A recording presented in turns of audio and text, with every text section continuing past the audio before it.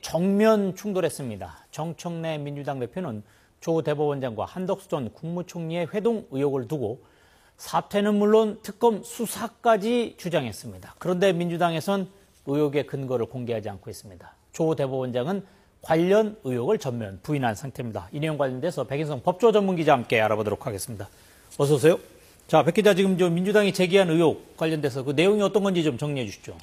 네, 부승찬 민주당 의원이 16일에 국회 대정부 질의에서 제기한 의혹인데요. 네. 윤석열 전 대통령 파면 직후인 4월에 이 조 대법원장이 한 전 총리와 회동을 하면서 이재명 당시 민주당 대선 후보의 공직선거법 위반 사건이 대법원으로 넘어오면 알아서 처리하겠다 말했다는 겁니다. 쉽게 풀면은 조희대 대법원장이 한덕수 전 총리 등과 비밀 회동에서 일종의 대선 개입을 약속했다는 주장인데, 사실이라면 사법부의 신뢰를 날려버릴 수 있는 중대한 위법 행위고요. 다만 민주당은 이 의혹의 근거를 밝히지 않았는데요. 조 대법원장은 어제 입장문을 내고 한 전 총리와는 물론 외부의 누구와도 논의한 바가 전혀 없다, 이렇게 밝혔습니다. 또 거론된 나머지 사람들과도 제기되고 있는 의혹과 같은 대화 또는 만남을 가진 적이 없다고 부인을 했는데요.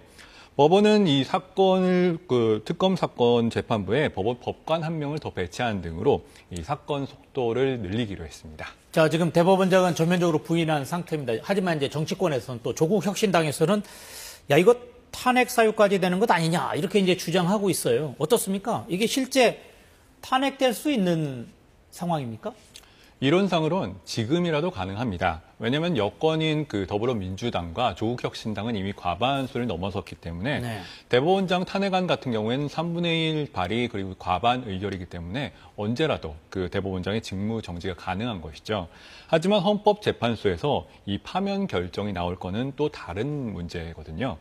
탄핵 결정의 경우에는 이 공무원의 파면을 정당화할 정도로 중대한 법률 헌법 위반이 있어야 가능한데, 조 대법원장이 만약에 실제로 외부 인사와의 재판 관련해서 부적절한 논의를 했다, 이러면 그 자체로 사법농단이고 헌법상 법관의 정치적 중립 의무 위반이 될 수가 있습니다.